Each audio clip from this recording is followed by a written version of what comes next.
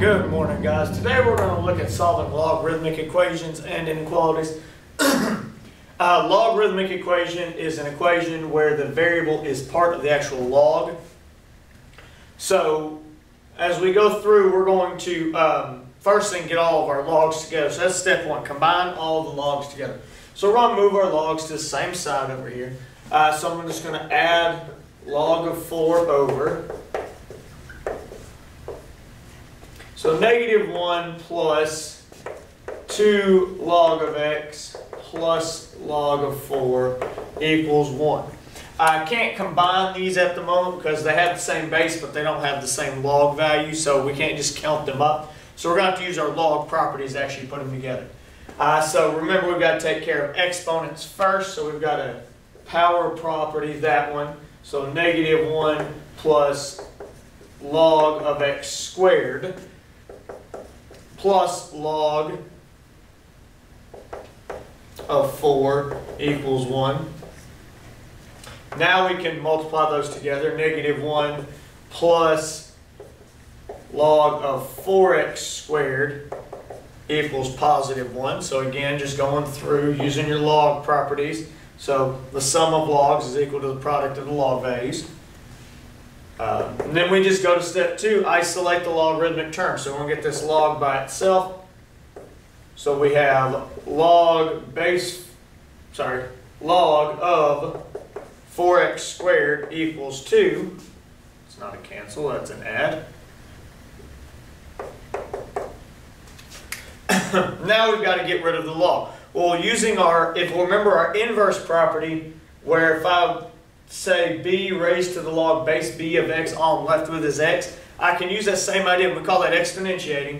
And I'm just going to put an exponent on both sides. Sorry, put a base on both sides. That would eliminate this specific log. So since this is a common log, understood base 10, I'm going to base 10 both sides of my equation. And 10 to log base 10 is going to leave me 4x squared, and on the right side I get 100. And that's a little bit tricky for people to see right there, but all we're doing is just exploiting this inverse property. So I'm just saying, instead of it being log of 4x squared equals 2, I'm making it 10 raised to log of 4x squared equals 10 to the 2. From there, the log has canceled out and we're left with a simple polynomial equation. And we isolate our variable. So I get x squared equals 100 over 4. So x squared equals 100 over 4. Square root both sides. So x equals plus or minus, what's that, 10 halves, which is 5. Forget how to do my arithmetic. 100 divided by 4 is just 25. So x equals plus or minus 5. This last part where we isolate the variable, it says check for extraneous solutions. Extraneous solutions are kind of false answers. They're misleading. Algebraically, we can get these solutions, but when we go back and check, they don't actually work out. And here's what we mean. If I was to take this -5 and plug it in right here, log of -5 is not possible. There is no power that will make of 10 that is equal to -5. So we know that we can't ever take log of a negative number. So when we check for extraneous solutions, we're not checking just that x is not negative. It's that x does not produce a negative log value. So for example, if I had something like a log of x plus 6, log can't be any number smaller than 6, right? Just went brain dead here. Sorry. We'll make x minus 6. Sorry. Log can't be, it's not that log can't be negative, or x can't be negative, it's that x cannot be less than 6 in this case. Because a number less than 6 would produce a negative log value. So it's not the x's that we're checking to make sure they're positive. It's the actual log value once we've plugged that x back in. That is not going to give us a negative value. So we get plus or minus 5 when we do it algebraically, but The positive 5 is the only answer that could reasonably work in this specific case. So that's how we solve logarithmic equations.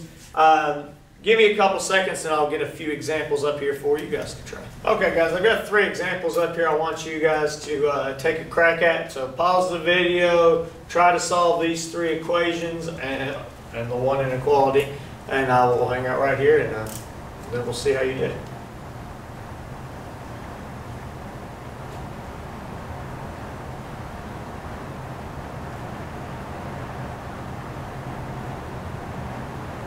Okay, let's see what solutions you guys came up with. Hopefully you got them correct. Inequality is not going to change anything. We're going to go through the same solving steps. The inequality will come in a little bit on the analysis part as far as checking for extraneous solutions, but we'll talk about that. So, first thing I want to look at, or first thing we want to do here is get all our logs together. So let's move our log base 3 of 2 over. Okay, now, again, they're not the same logs. They're the same base, but they're on the same log value, so I can't just count them up. We're going to have to use our log properties to combine them. So that's going to be log base 3 of x divided by 2. Remember, subtracting logs is dividing the log values. Plus 2 is less than or equal to 0. Now I have finished isolating, so I'll move the 2 over. Log base 3 of x over 2 less than or equal to negative 2. Exponentiate both sides, so 3, whatever the base is here, that's the base we're going to use, so 3 to both sides. So we get, that's going to cancel and just leave me the log value.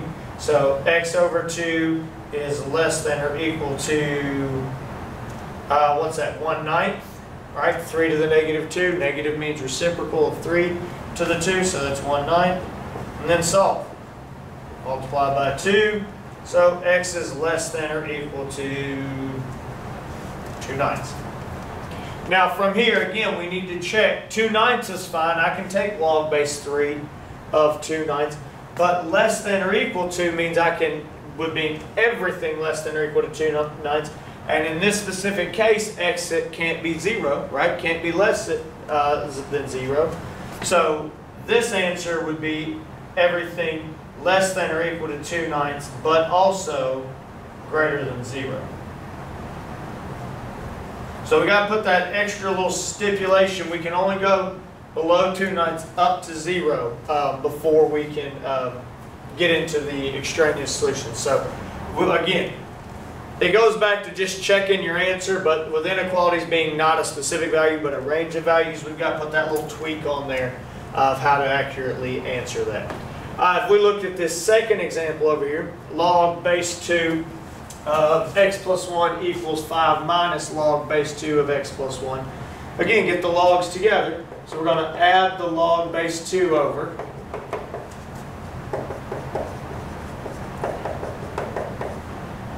Now this one's interesting. We can multiply those together, or we can recognize we have 2 of the same log, so we just count them up. This log plus this log gives me 2 of that log. So 2 log base 2 of x plus 1 equals 5. And then we're going to use our exponent. Well,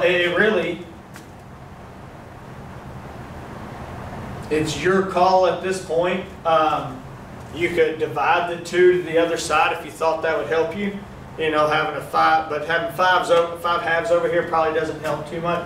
So it's probably better to make it an exponent. So I go with log base 2 of x plus 1 quantity squared equals 5. Let's pause this one for a minute, get it out of the way.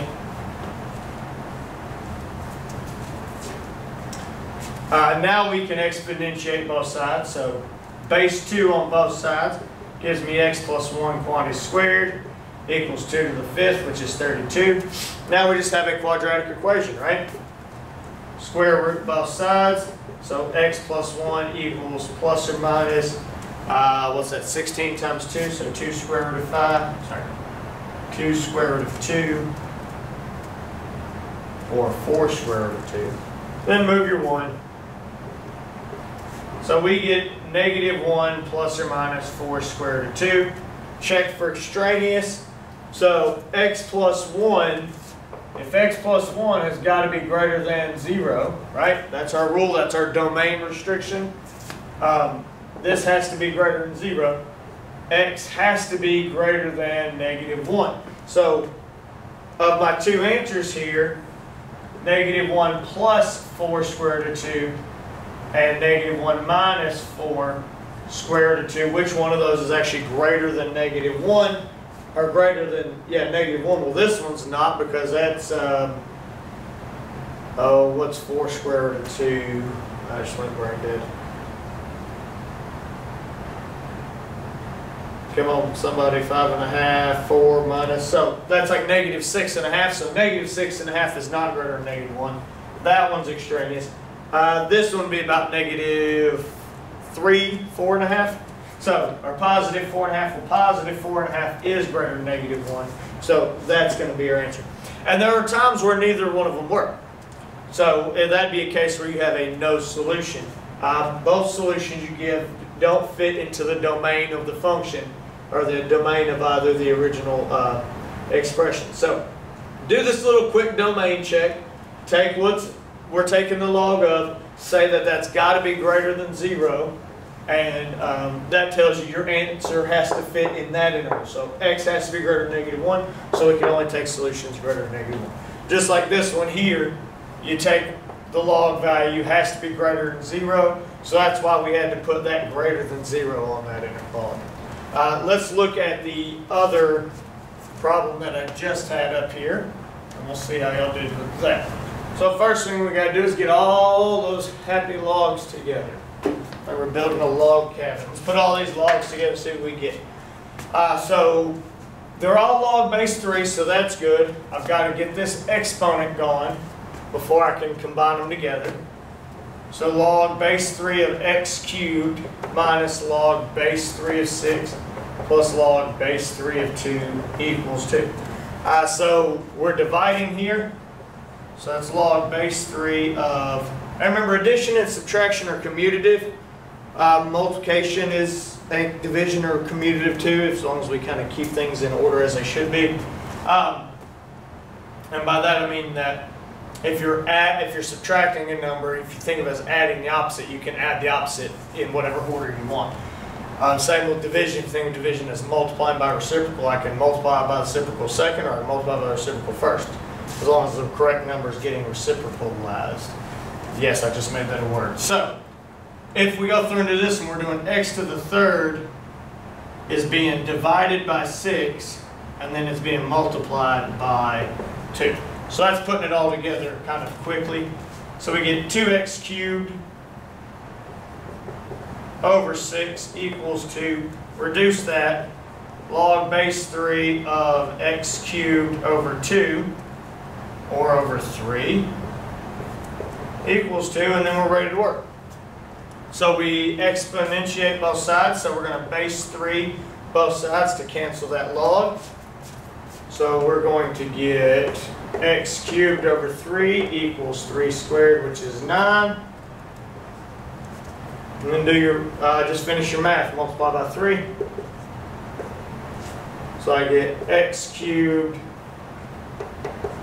equals 27.